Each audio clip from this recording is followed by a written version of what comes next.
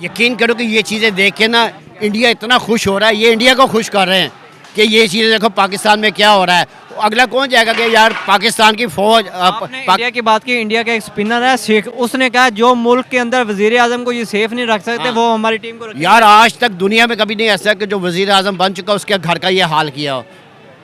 जो चोर भी है नहीं आते।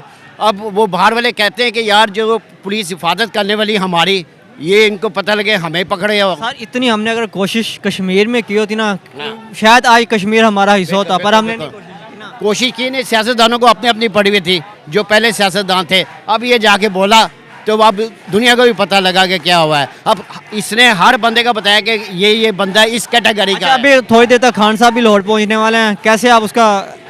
हम कहते हैं हम उनके आगे अपनी पलके बिछाएं, उनकी गाड़ी के आगे खुद लेटें।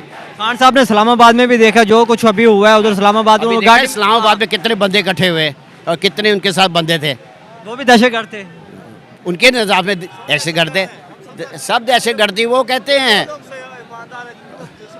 हैं ना वो ऐसे गर्दी के साथ उनके साथ सारा जो पुराना जो ये भेजते थे आदमी और ये करते थे असला लेके, तो वो कौन है? ये तो खान साहब अगर होते तो ये भी सुकून से बैठ के खाते, इनको भी कोई टेंशन ना होती। ये क्या कर रही है हुकूमत? एक बेचारे आदमी के पीछे सारे पूरा लगे हुए, सारे चोर लगे हुए बगैरत। हाँ जी, पीछे जो है ना, नहीं इनकी तो कुछ नहीं, इनकी तो टके की औकात नहीं है। ये जो उससे सारे खौफ खाते हैं ना, उसको पता है कि ये आएगा तो इनकी ऐसी की तैसी फेर देगा, चाहे कोई भी है, चाहे वो कितने मानती कि ये आलमी लीडर है तो वो कर सकता है ऐसे। ये तो उसके इतना होता ना, ये भी उनके साथ होता ना चोर, तो उन्हें कहता था आओ तुम मेरे भाई हो। उसने अकेले ने सबको आगे लगाया हुआ है।